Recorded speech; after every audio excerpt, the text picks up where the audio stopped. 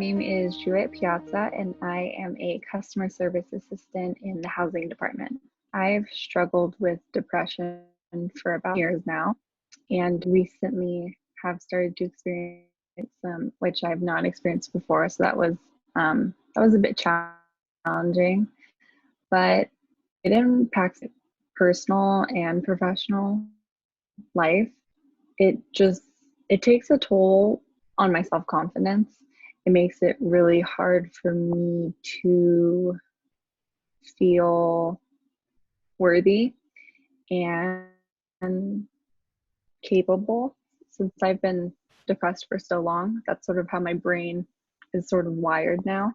So I am just working on sort of changing my outlook and learning how to reframe things when they do happen that are upsetting. So it took me a really long time to learn what I needed and figure out what would work for me personally.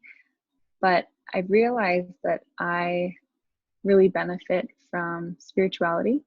So I've dove into that a little bit. I've practiced meditating and doing some breath work and also journaling, which has been great.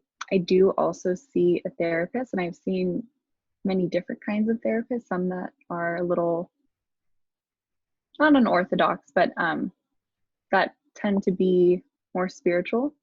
So that just really works for me because I feel like they understand and are helping me align with who I want to be in the future and now. I've also I know this might sound cliche, but self-care is huge, and I've learned to do that. And the biggest thing for me was learning how to say no and understanding that sometimes I'm just not up to it in the current state that I'm in, and that is okay, and it has to be okay. So that's really helped as well. It's helped me learn to be a little bit more kind to myself and to be gentle with myself and not get frustrated.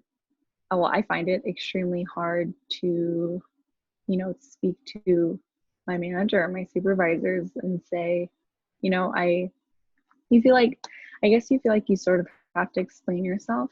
And it's not that my managers or supervisors, would make me explain myself in that way. I think they are super respectful when it comes to privacy, and they're really understanding. But I can imagine for some people it might be difficult when you're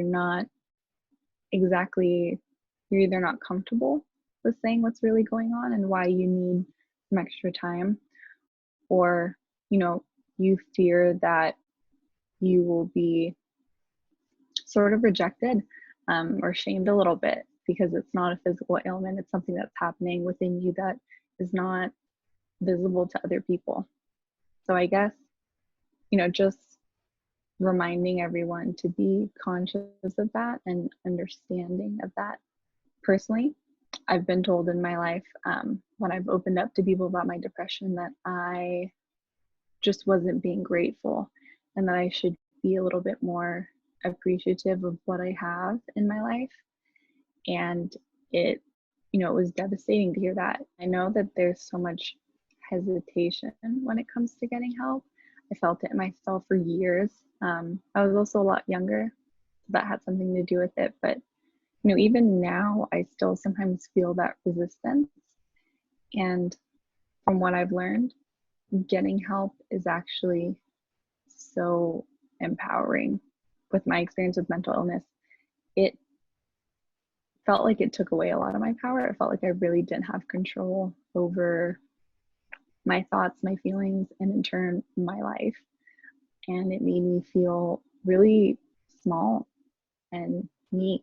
And it wasn't until I started reaching out and getting help that I realized that there is so much power in that. So that's what I would recommend.